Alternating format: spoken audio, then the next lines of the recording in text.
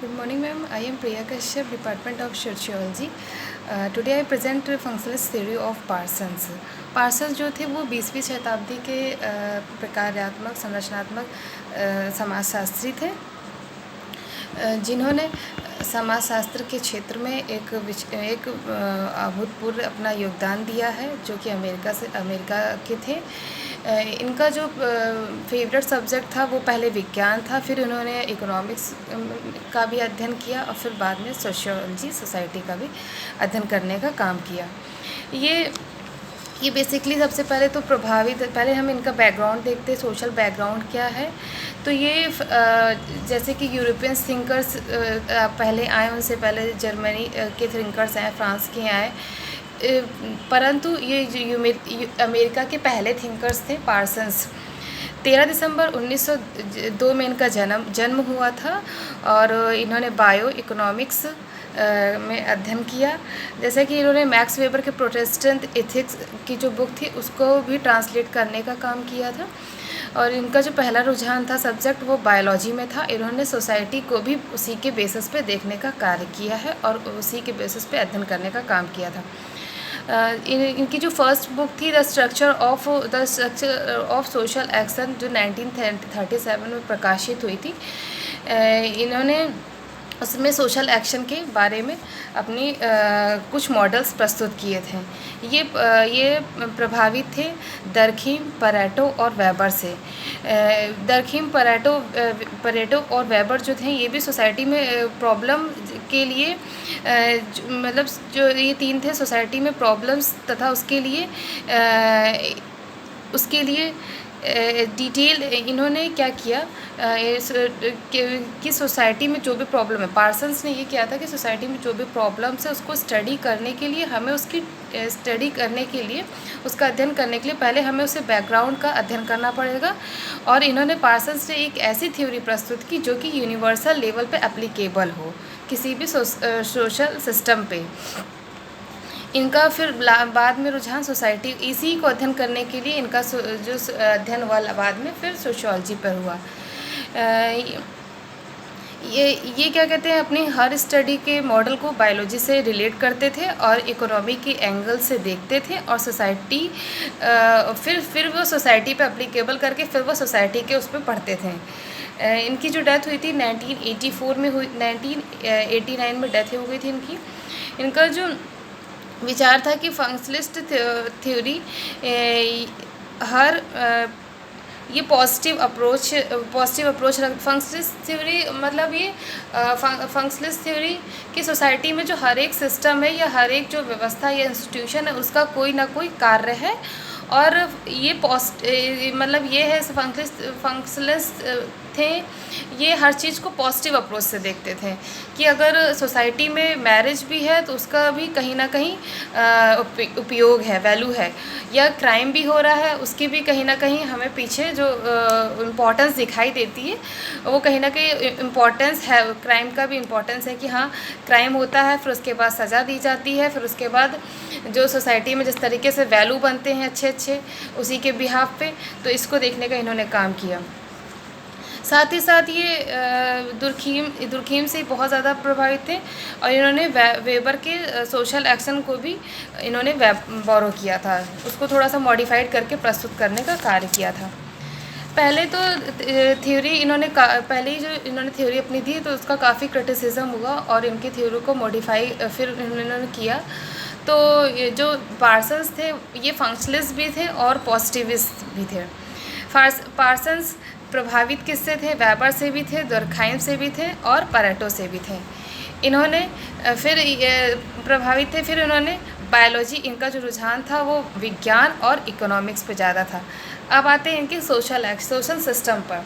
ये एक इन्होंने सोशल सिस्टम पर एक जनरल एनालिटिकल मॉडल बनाने का प्रयास किया और उसे बनाया भी। ये मैक्स वेबर से कैसे अलग थे? मैक्स जो थे वो रेडिकल चेंज की बात करते थे कि हाँ, सोसाइटी में जो चेंज होगा वो रेडिकल चेंज होगा। परंतु ये पार्सन्स के अनुसार जो सोसाइटी है उसमें रेडिकल चेंज नहीं, ये पार्सन्स ये कहते हैं कि जिस हिसाब से समाज में स्थिरता आती है और वो स्टेबल स्टेट में है और फंक्शंस जो करते हैं इसके स्टडी करना चाहते थे पार्सन्स। तो इन्होंने अपना मॉडल जो दिया वो एजील मॉडल दिया। एजील मॉडल मतलब एडॉप्टेशन, गोल, इंटीग्रेशन और लेटेंसी। ये मॉडल यह कहता है कि अगर किसी भी सोशल सिस्टम को एग्जिस्ट करना है, आगे तक चलना है, बढ़ना है, तो उसमें ये 4 बेसिक एलिमेंट्स होना बहुत ही ज़रूरी है, तभी वो मॉडल आगे चल सकता है। अगर ये 4 बेसिक एलिमेंट्स नहीं है तो उस मॉडल का, वो सिस्टम का आगे तक एग्जिस्ट रहना पॉसिबल नहीं है। अकॉर्डिंग टू पार्सन आप प्रियोरिटी मतलब ये कहते हैं कि जो सोशल सिस्टम होता, किसी भी सोशल सिस्टम में प्रियोरिटी की भी बात करते थे। कौन? पार्सन्स। यही जो प्रियोरिटी होती है, ये पार्सन्स ये कहते हैं जो प्लूरलिटी होती है ये मीनिंगफुल रिलेट करती है एक दूसरे, समाज में एक दूसरे को, लोगों को संबंध में बांधे रखने का कार्य करती है। और ऐसे प्लूरलिज्म, तो इसी प्लूरलिज्म के कारण ही सोशल सिस्टम क्या होता है, आगे उसका विकास होता है और डेवलप्ड होता है। इन्होंने अपने इस मॉडल को एक विशेष मेथोडोलॉजी मतलब अपनाई कि इससे हम कैसे अध्ययन कर सकते हैं। इन्होंने मेथोडोलॉजी टूल सजेस्ट किया और कहा कि सोशल सिस्टम को हम अध्ययन करने के लिए इन्होंने सिस्टमैटिक अप्रोच का मतलब कहा कि हम पालन करेंगे। सिस्टमैटिक अप्रोच क्या है? सिस्टमैटिक अप्रोच क्या है कि किसी भी बड़े जैसे कि समुदाय को, हम बड़े रिलेशनशिप को, उनके पर्पस को एनालाइज करने के लिए, अध्ययन करने के लिए उसे हम पहले छोटे छोटे यूनिट्स में डिवाइड करते हैं, फिर उनके एक्ट को देखते हैं कि उनका एक्ट कैसे उस सिस्टम में हो रहा है। इसे ही हम सोशल सिस्टम कहते हैं। इन्होंने 3 बेसिक रिक्वायरमेंट्स बताई कि concept of structures and nation of functions and internal dynamics. Concept of functions मतलब इन्होंने पहली बात तो पार्सन्स जो थे बायोलॉजी में बहुत ज़्यादा इंटरेस्ट रखते थे, तो इन्होंने सोसाइटी को बायोलॉजी से रिलेट करने का काम किया, मतलब करके सोसाइटी को अध्ययन करने का काम किया। इन्होंने बताया कि जिस प्रकार एक सोसाइटी कई इंडिविजुअल, फिर समुदाय, फिर ग्रुप, फैमिली, परिवार सबसे मिलकर के बनी होती है, उसी प्रकार हमारा शरीर भी है जो कई सिस्टम से मिलकर बना होता है, चाहे वो हमारा ये रेस्पिरेटरी सिस्टम हो और नर्वस सिस्टम हो। अलग अलग पार्ट्स होते हैं और उनके अलग अलग रोल्स होते हैं और इन सभी पार्ट्स का एक दूसरे पर निर्भरता होती है। अगर ये पार्ट्स अगर एक पार्ट डैमेज कर जाता है तो दूसरा पार्ट भी हमारा कार्य करना बंद कर देता है। तो इसी तरीक़े से इन्होंने ये बताया, पहला है concept of structure. Concept of structure मतलब कि सोशल सिस्टम मतलब समाज में लोगों का एक दूसरे से जुड़ा होना ये अनिवार्य है। ये एक दूसरे से अपने आपस में रिलेशन रखते ही हैं। नेचर ऑफ फंक्शंस, इन्होंने बताया कि सबके जो फंक्शंस होते हैं अलग अलग होते हैं। सेम लाइक हमारी बॉडी, किडनी का फंक्शंस अलग है, लीवर का फंक्शंस अलग है और हार्ट का फंक्शंस अलग है।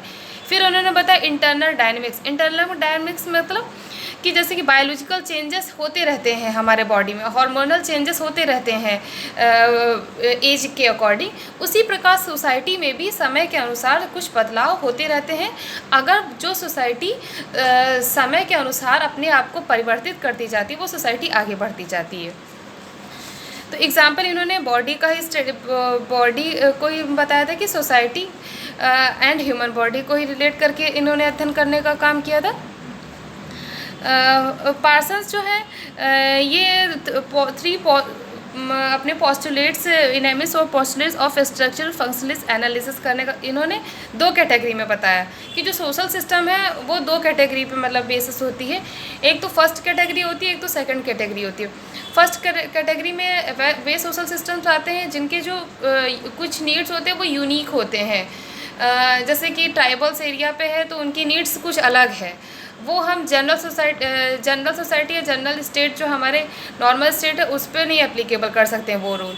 और कुछ यूनिवर्सल्स हमारे वो होते हैं, रूल्स होते हैं, वैल्यूज़ होती हैं जो सब पर एप्लीकेबल होती है। इसी तरह अगर हम एजील मॉडल को देखते हैं तो एडॉप्टेशन, गोल एटेंसी, अटेनमेंट और इंटीग्रेशन और लेटेंसी। एडॉप्टेशन हमारा इकोनॉमी और गोल अटेनमेंट हमारा पॉलिटी और इंटीग्रेशन हमारा सोसाइटल कम्युनिटी और लेटेंसी हमारा फंक्शनलिज्म। इसी तरीके से पार्सन्स ये बताते हैं कि जैसे कि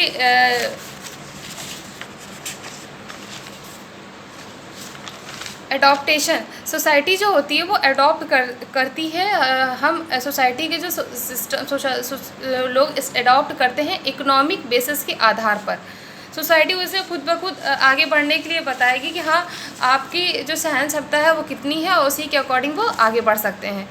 गोल अटेनमेंट, हाँ हमारे कुछ लक्ष्य भी होते हैं जिसको हम प्राप्त करने के लिए अग्रसर होते हैं।